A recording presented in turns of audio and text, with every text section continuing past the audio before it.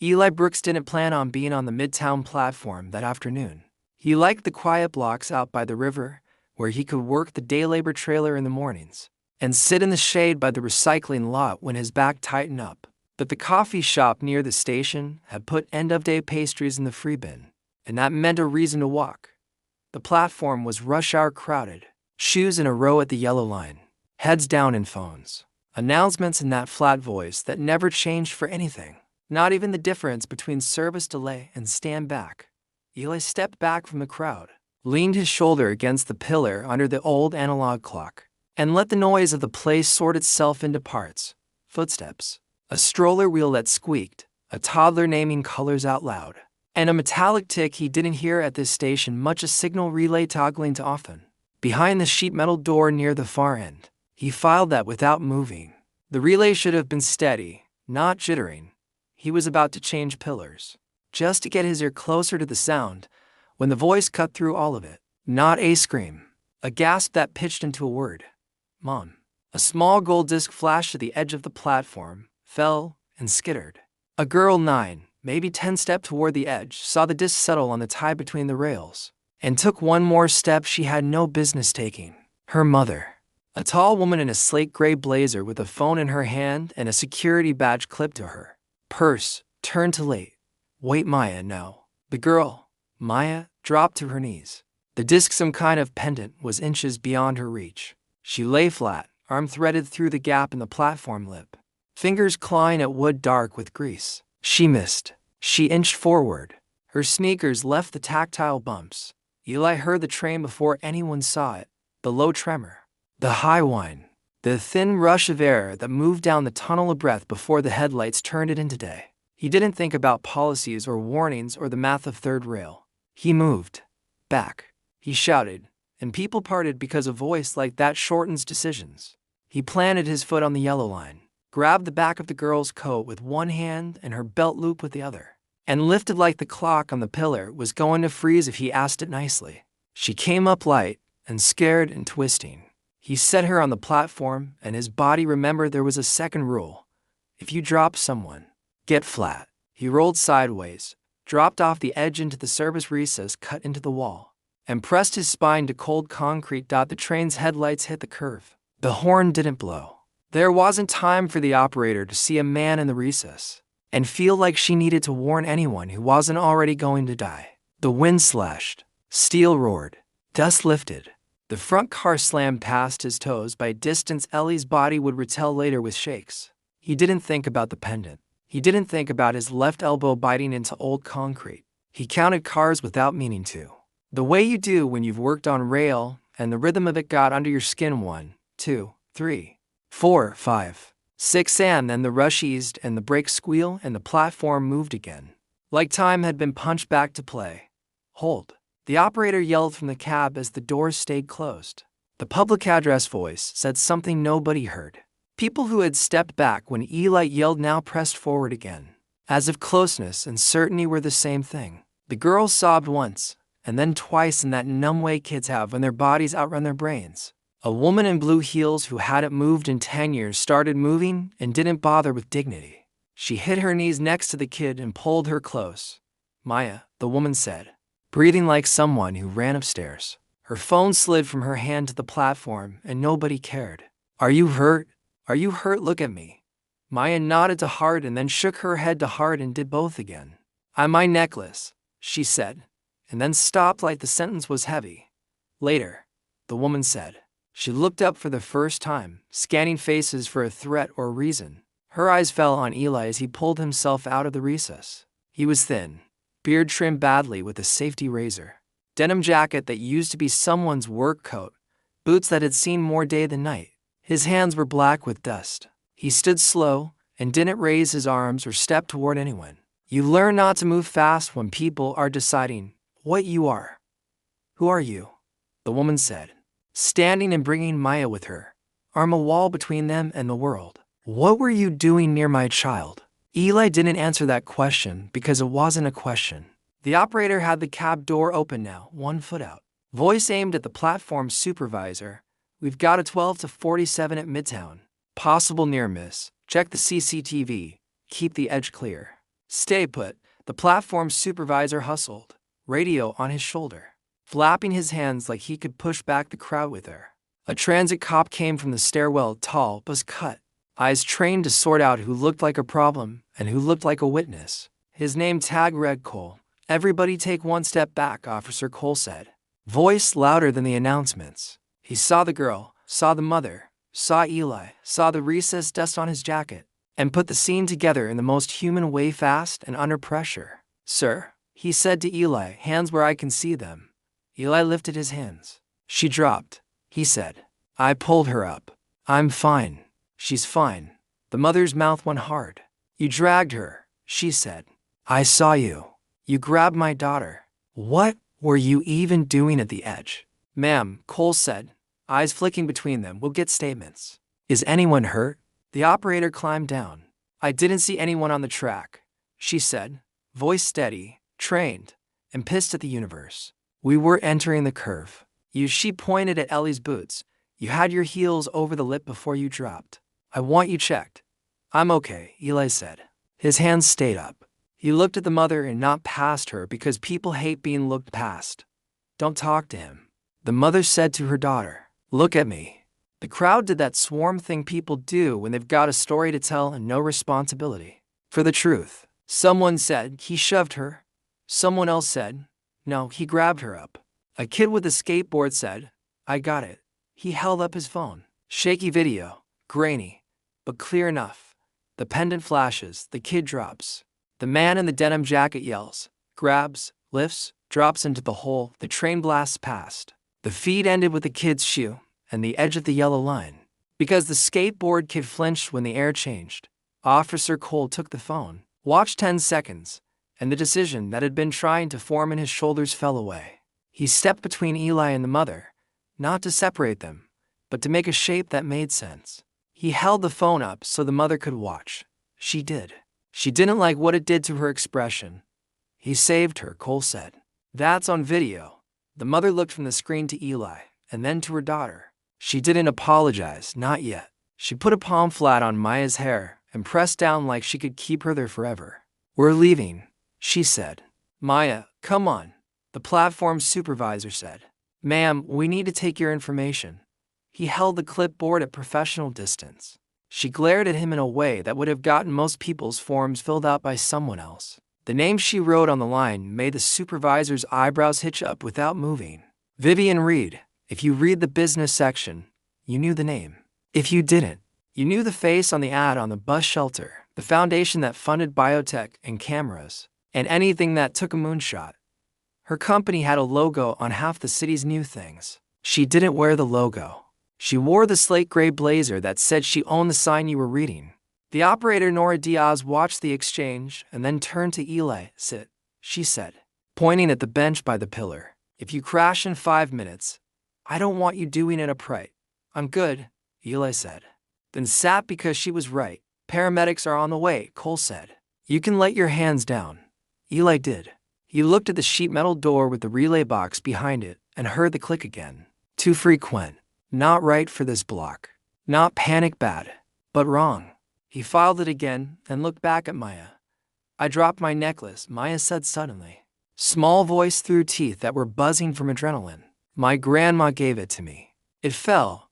Eli looked at the track bed.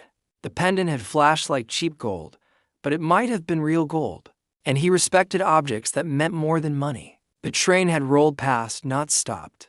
The pendant could be anywhere now. He tracked where it went in that half second between drop and rescue, and his brain did the lazy math. "Nora," he said.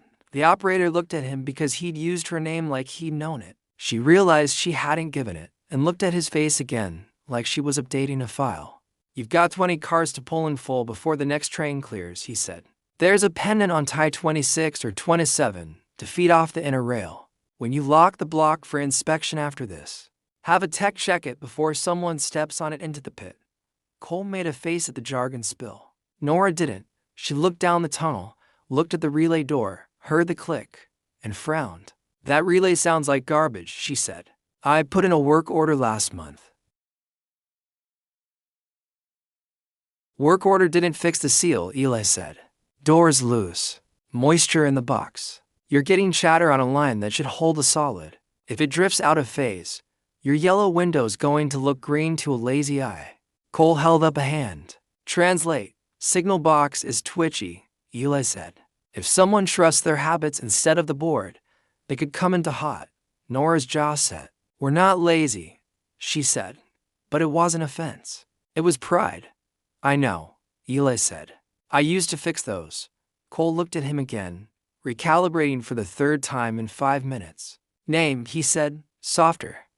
Eli Brooks, he said. I used to be a signal tech. Then I spent 2 years taking care of my mother while she died. I lost the apartment. The fix-it shop that paid me under the table closed. I sleep where people don't mind.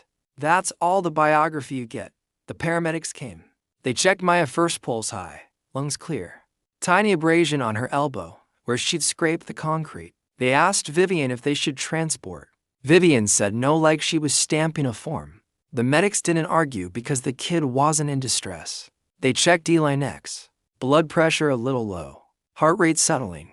Pupils equal. He said no to transport, and they let him because he was lucid and knew how to say no in the educated way that makes refusal a legal clean line. Officer Cole took basic statements. He kept them short because rush hour and an active line don't care about the details. You want to save her later. The skateboard kid airdropped the video to Cole's phone and to the station's supervisor's email. Nora stepped back into the cab, clipped a note to the operator's log, and looked at the relay box again. Maintenance is going to love me, she said to nobody, and flagged the block. Ma'am, Cole said to Vivian. Do you have a minute? I do not, she said, already moving. But she stopped anyway. She looked at Eli and did the thing people do when they realize the one-line version of a person they wrote in their head doesn't hold up. It's not an apology. It's a small shift from obstacle to data. Maya tugged her sleeve. He helped me, Maya said, like maybe her mother hadn't seen the video. I see that, Vivian said. She swallowed a sentence, the kind that begins with but, and didn't say it. She took out a card, the heavy kind that says you don't write your number down, and held it out to Eli. If you need a job, she said, call this number. She pressed the card into his hand without waiting to see if he would take it. He took it because refusing would have been theater. Mom, Maya said. My necklace, we'll get you another one, Vivian said. We're leaving. Maya looked back at the track, back at Eli, back at the card in his hand. Her face did the kid version of the thing her mothers had done. She saw more than one story. They went. The platform thinned. The train punched a schedule back to life. Cole sat next to Eli on the bench for a second because sitting next to someone makes talking feel less like an interrogation. You really use to work signals? Cole asked. Yeah, Eli said. Then you know this question is coming. Why are you on the street? I told you, Eli said. My mother needed care. Then I needed rent. I didn't have both. It's not a novel. Cole nodded. I'm not looking for a reason to write you up. I'm asking because people are going to ask. And I'd like a sentence that's not a guess here. Eli said, and tucked the card into his jacket pocket. This is the sentence. I heard a kid on the track, and I pulled her up.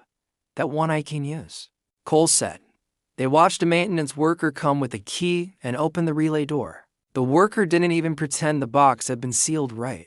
He opened it, frowned, and used a flashlight like the light on the ceiling didn't exist. The relay clicked. Not fast, now uncertain, then steady, then uncertain again.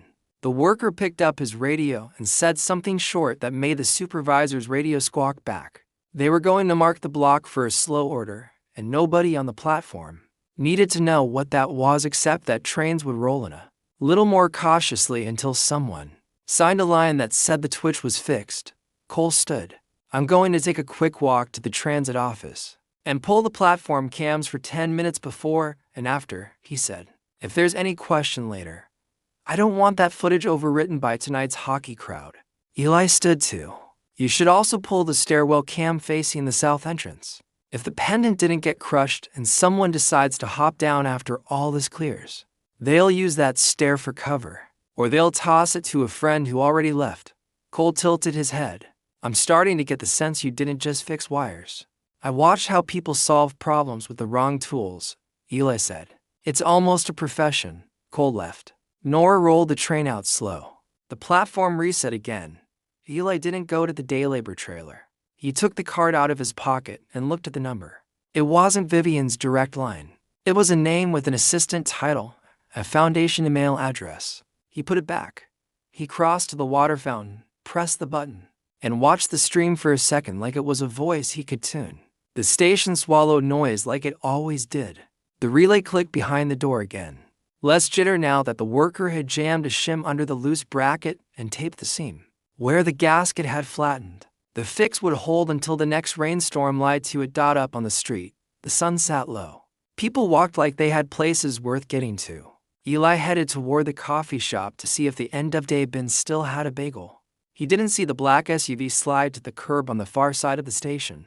He didn't see the woman in the slate blazer put her hand on the back of her daughter's head and lean down to say something in a voice so soft only one person would ever hear it and carry it for a decade. He didn't see Vivian Reed put her hands on the wheel, stare out over the dash, and decide whether the elevator she ran her life by now had a floor she didn't know how to get to. He did see Officer Cole coming back up the stairs two at a time, phone in his hand, expression that said a detail had moved up a shelf in his brain. Cole caught him at the corner. 2 things, Cole said. 1, the cameras showed you exactly the way the skateboard kid's video did. You did good. 2, the south stair cam picked up something else. A maintenance door popped at 3:42 and didn't close clean. We got a second report of a signal anomaly northbound at 3:53. I don't like to anythings in 10 minutes. Who do you call? Eli asked. When you don't like that, duty engineer, Cole said. They send a contractor. The contractor runs a test, writes a line, and the line makes everyone comfortable. Until it doesn't, Eli said. You got a better step to, Cole said. Yeah, Eli said. Stop the next look how fast we can run this media demo. Cole blinked. What demo? Eli nodded at the banners strung across the station entrance for the weekend. Tomorrow. PR thing.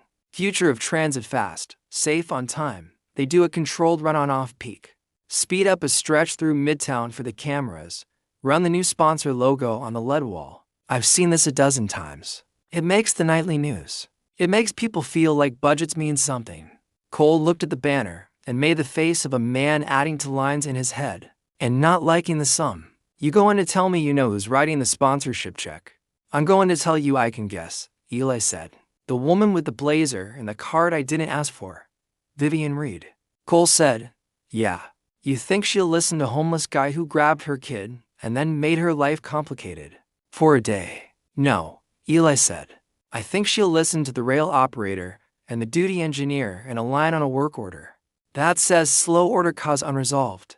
And if she doesn't, she'll listen to a risk manager 5 minutes after her lawyer hears known defect.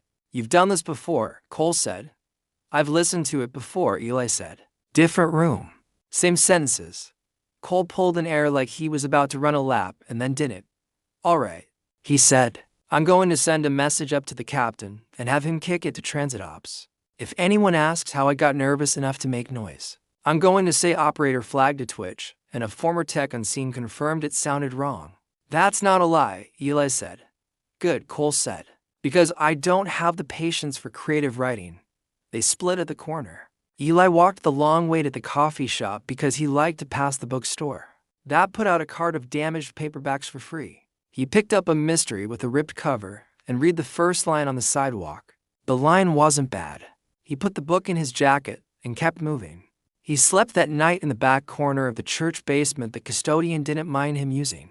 When the forecast said rain, he listened to the thunder and then to the keypad beeps on the side door. When the custodian came back and after a smoke, he went to sleep with the train in his ears and woke before dawn. With the relay click still there in the same way a thought is there. After you try to stop thinking it. At 9 the next morning, the station looked like a stage. A portable podium, a banner, a tight little herd of PR people with lawn yards, a camera crew from the station that always showed up when someone with a checkbook wanted to be thanked. Vivian Reed stood near the podium with a man in a navy suit who kept pointing at his watch. Maya wasn't there. That was the one thing about this picture that didn't feel like a picture.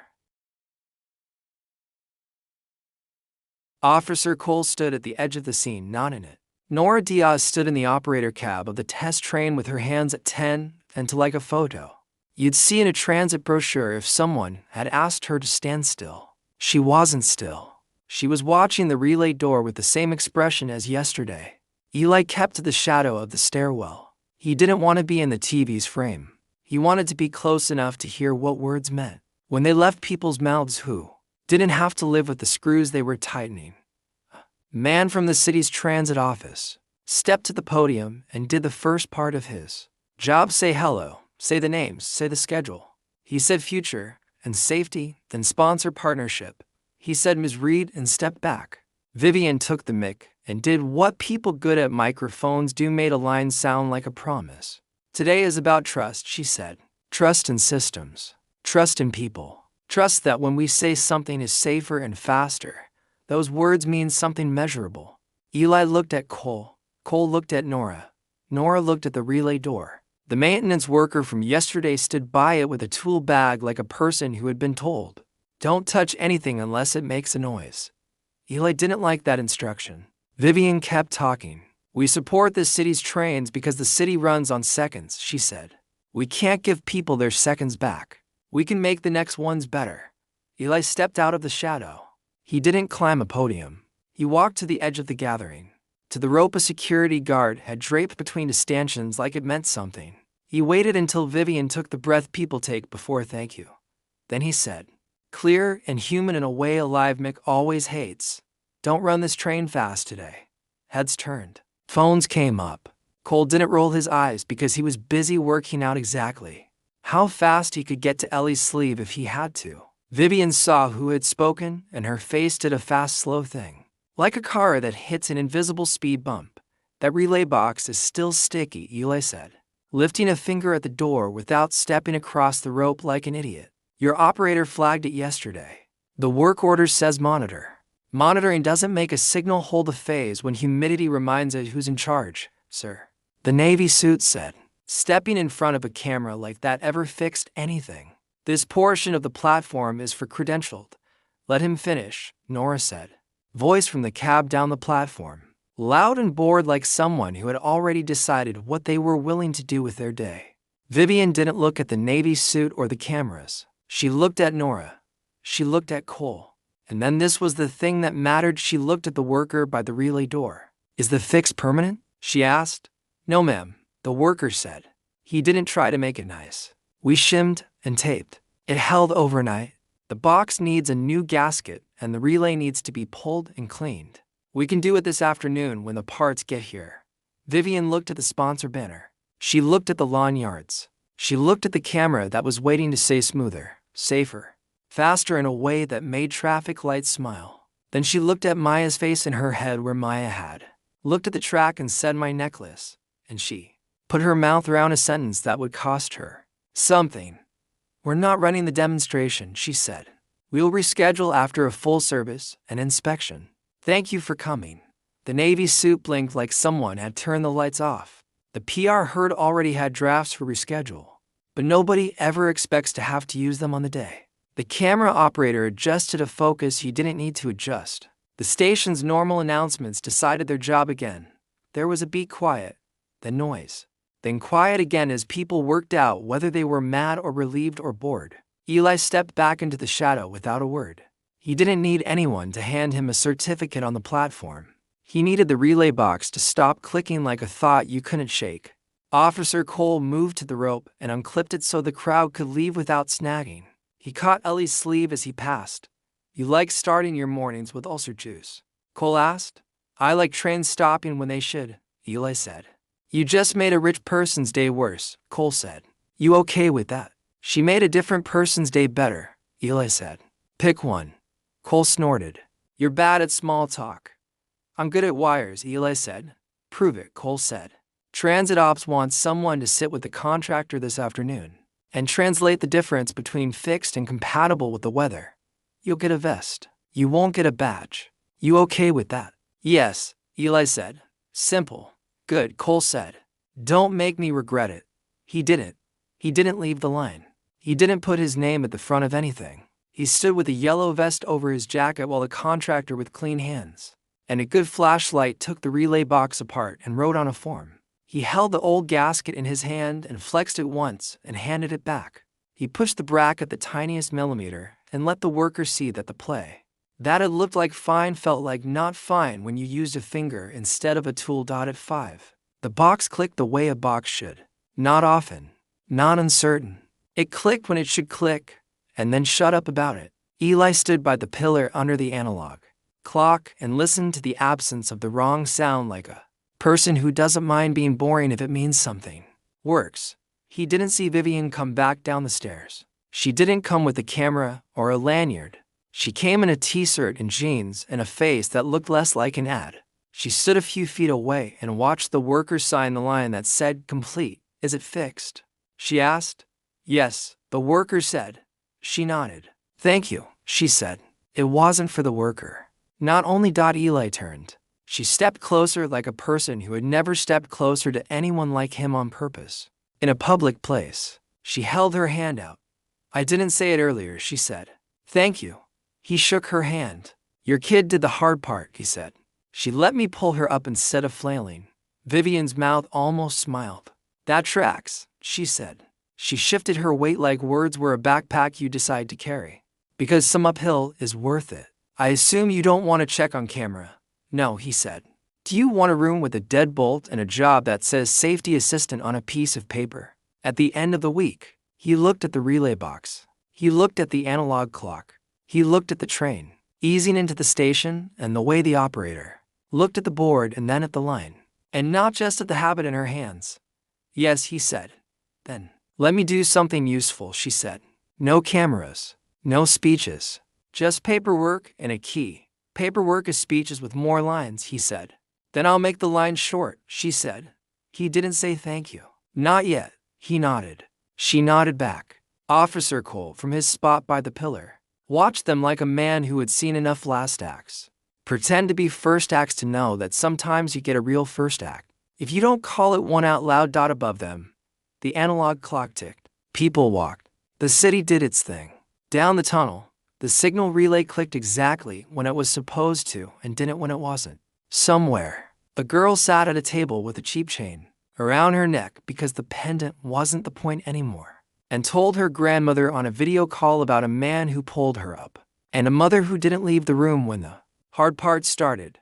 That night, Eli slept in a cot the church custodian set up in a small office instead of the basement, because paperwork takes a day, and Vivian wanted him not to disappear before she could make good on his sentence. He didn't have a pendant. He had a card and a vest and a line with his name on it that didn't make him feel like an accident. When he read it, he lay on his back and listened to the building settle. He listened for trains out past midnight and heard them like a steady heart. He closed his eyes and didn't count cars. He didn't have to.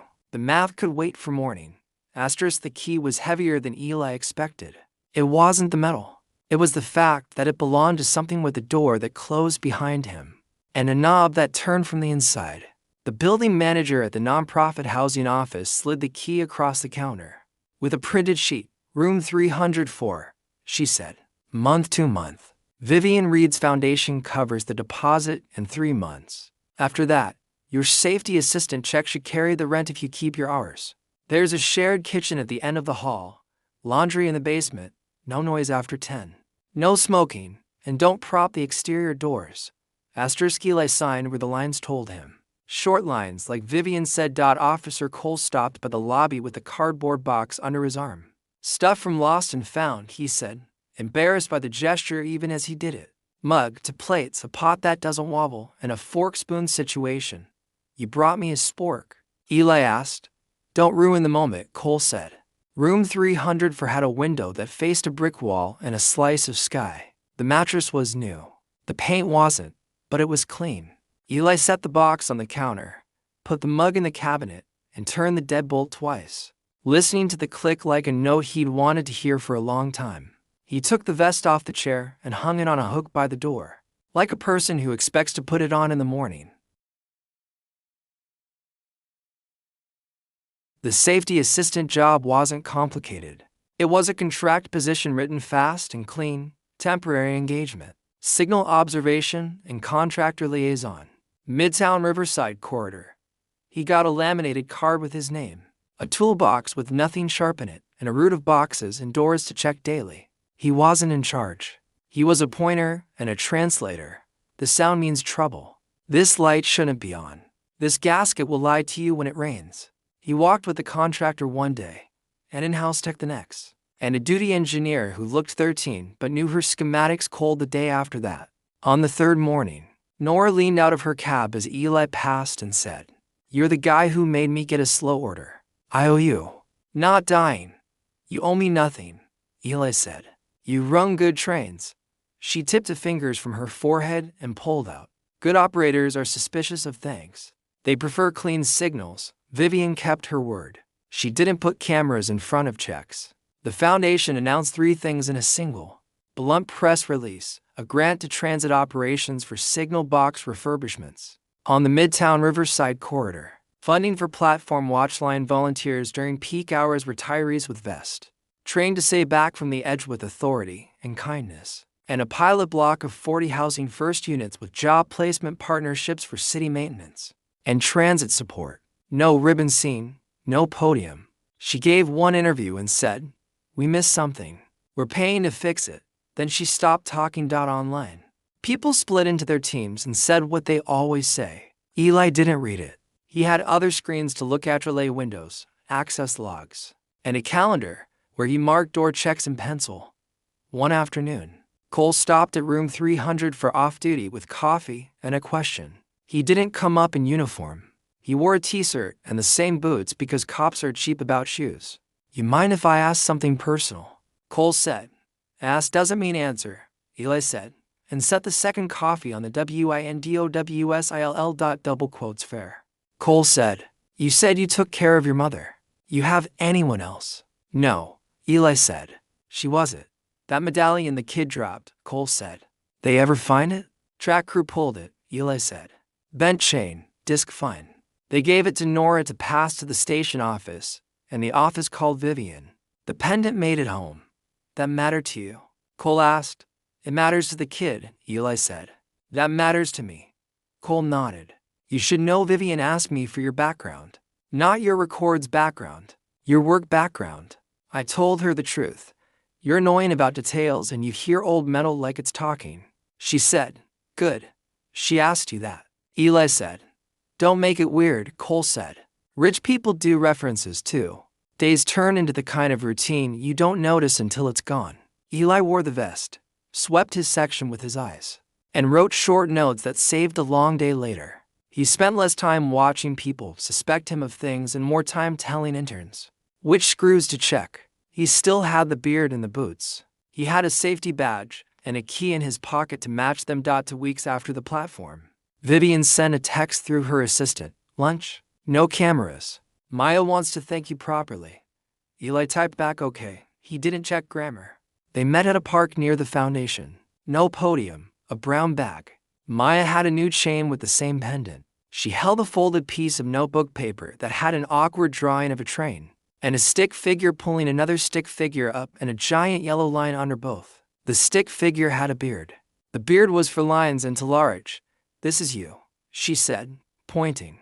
"This is me. That's Nora. That's the hole. That's the yellow."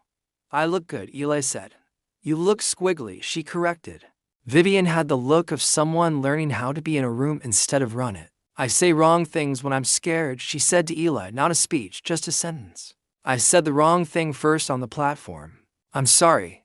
People think wrong when they're scared," he said. "Speaking is just thinking with a microphone." "Still," she said. "Apology accepted," he said. And that was the end of it, because dragging apologies around to show them off ruins them. Maya leaned across the picnic table. "Can I see your vest?" she asked. He handed it over. She put it on and swam in it. "When I'm big, will you teach me how to hear the click?" she asked. "Yeah," he said. "It's just listening on purpose. Adults don't do that," she said. "Very wise." He didn't argue. Vivian took the vest back, folded it over the bench, and watched her daughter kick at leaves and ask practical questions. When they left, Vivian hesitated, like she was deciding whether to overstep. Then she said, "If this job ends, and it will, because pilot programs do, call me first. I can't promise you anything specific. I can promise I'll answer." "I'll save the card," he said. He didn't need the card right away. The pilot program extended once the first batch of Watchline volunteers recorded a drop in near-miss events. Nora got a note in her personnel file for flagging the relay and a coffee from a chief who usually forgot names. Cole changed one line in his squad's event checklist. Before you cuff the guy who looks like a problem, check the nearest camera. The only person who didn't change was the internet. One evening around closing time, Eli stood in the station office going over access logs when a commotion textured the platform noise. A stroller wheel hung over the yellow bumps. A kid flailed. A father grabbed the handle and yanked back hard enough to make the kid cry. The Watchline volunteer, a retired teacher named Alma, put her hand up like a traffic cop and said, "Stop, look, breathe." She did it with the authority of someone who had said those words in a second-grade classroom. While crayons burned, the father nodded and mouthed sorry like the word was heavy. The train slid in slow. Nobody fell. Alma looked over and saw Eli. "This vest is the best thing I've done in 6 months," she said. "Keep saying that," he said. "It pays my rent." "Joking," she said, and then smiled. "Not joking. Word of mouth matters in a city more than press releases do. People on the line learn you could put a hand out and say back without getting yelled at. People learn someone in a vest who wasn't a cop could tell a contractor, listen. Again, people learn there were two kinds of alarms, the ones that came from the ceiling, and the ones that came from a stranger's face. Both worked if you respected them. In late fall, a storm slammed through and tested every box and drain and seam in the system. Water always goes where it wants. Electricity always regrets that. Eli pulled an extra shift, felt the floor shudder under his boots, and heard a click he didn't like 3 stops north of Midtown. He called it in. The duty engineer sent a crew. They found a hairline crack in a conduit that dripped into a relay cage. It would have failed differently on a hot day. On a cold, wet night, it went quiet instead of chattering. That difference matters. They fixed it before the morning train tested the wrong kind. "Goodyear," the engineer said. "It's not a gift," Eli said. "It's practice." "Still," she said. "Room 300 for collected signs of a life." A stack of paperbacks. A real frying pan from a thrift store. A photo on the counter Maya's drawing, folded once and taped to an index card so it stood up. Eli called the number on the bank pamphlet and opened an account with $22. He put the grocery card in a drawer for the end of the month. He bought socks that matched. One Saturday, Cole knocked on the door and held up a small cardboard tube with triumph. "Look what I convinced purchasing to buy," he said. Inside, cheap ear protectors and an even cheaper audio recorder. The kind interns use to take notes and lose. "You want me to wear a pro now?" Eli asked. "I want you to record the clicks you keep talking about," Cole said. "If we have them on tape, the duty engineer can play them for a chief who thinks we're being dramatic." Eli snapped the recorder on and off. Red light blinked. "Fine," he said. "But I'm not giving you a mixtape." "Shame," Cole said. "I was going to call it Chatter at Midtown Volume 1. "Terrible name," Eli said. They took turns being wrong about names and right about wires. Toward winter, the Foundation's Housing First pilot reported a number that got buried under a bigger news day. But mattered. Of the 40 placements, 26 had part-time jobs. 9 had full-time, 3 had benefits dates, and 2 had moved to longer leases. One of those 2 was room 304. The line on the form wasn't dramatic. Converted to standard lease. Tenant employed. But Eli read it twice because paper had lied to him before, and this paper felt like it was telling the truth. On a Tuesday, Vivian stopped by the station with a scarf and bad coffee for Nora. She didn't come with handlers. She found Eli by the relay door, crouched, listening to the hum. "Can I steal 5 minutes?" she asked. "2," he said, standing. "I'm starting a small, quiet thing," she said. "Not a Foundation brand. A handful of stipends for people who do the kind of work nobody notices until it doesn't get done. Not glam jobs. Tricky jobs. The selection committee is me and one other person who doesn't like meetings. I want to include you as a nominator. No strings, no press, just names you think deserve a week with a clean slate and a paid bill." "You want me to pick people?" he said. "I want you to suggest them," she said. "We'll vet. We'll pay the bill that will make the next 20 days easier." He thought of Alma in the vest, of Tony at the shelter, of Daryl letting him load mulch for cash before the paperwork caught up. Of the custodian who didn't ask questions about a cot in an office on a rainy night. He nodded. I can name a few, he said. Good, she said. Send them. If you don't want an email, write it on paper. I trust paper more. Paper, and I have a complicated relationship, he said. Me and cameras. She said. They both smiled. Small and unprofessional. A week before Thanksgiving, Eli stood at the platform edge on break, coffee in hand, and listened to the winter version of the station. Harder she sounds. Louder coats, breathing clouds. When the doors opened, a kid dropped a mitten. Alma said, back. The father caught the mitten with his foot, and then his hand. The doors closed. The train left. Nobody died. Eli felt his shoulders drop. Maya and Vivian came down the stairs together. No blazer. A wool coat. Maya wore a ridiculous hat that made her look like a traffic cone. She waved the way kids wave at people they know are busy but still want to be seen. Hi, she said. We made cookies. Maya held out a plastic container. Inside, 6 cookies that would have been perfect if she hadn't eaten one out of the middle. And put it back. Oops, she said. No shame, quality control, Eli said. Solemn. Exactly, she said. Vivian looked at the relay door, and then at Eli. I hear less clicking, she said. That's the idea, he said. Thank you, she said, and left space after it so it had its own ground to stand on. He took a cookie. He didn't talk about gratitude. He didn't do speeches. He did work. The station hummed. The click held. The city moved. The girl in the traffic cone hat tugged her mother's sleeve and pointed at the yellow line, like it was both a warning and a memory. When Eli went back upstairs, he passed a bus shelter with an ad for a different foundation and a different promise. He didn't look at the ad. He looked at the street, and at the way wet leaves stuck to the curb in a pattern he'd have to sweep later, and at a woman helping an older man with a strap on his grocery cart. Systems and people, all at once. He got to the corner, waited for the light, and felt his phone. An actual plan now, not prepaid bosom once. A text from Cole, tomorrow 8 a.m. Engineer wants to hear your music. Bring the mixtape. Terrible name, Eli typed back, and crossed on the walk signal. Later, in room 304, he took Maya's drawing from the index card stand and put it in a cheap frame. He set it on the counter under the window where the slice of sky turned the color of a bruise, and then of a clean shirt and then dark. He turned the deadbolt and listened to the click and didn't count cars. He didn't need to. In the morning, he'd walk a line of boxes and doors with people who wore vests and people who wore badges and people who wore both. And he'd say listen and someone would, and the relay would click when it should, and the seconds would go to the people who needed them. That was the job. It wasn't flashy. It was a good job. And when the job ended, because pilots end, there would be another job, maybe with wires, maybe with people, maybe with a different door that needed a hinge turned a quarter inch. He had a key.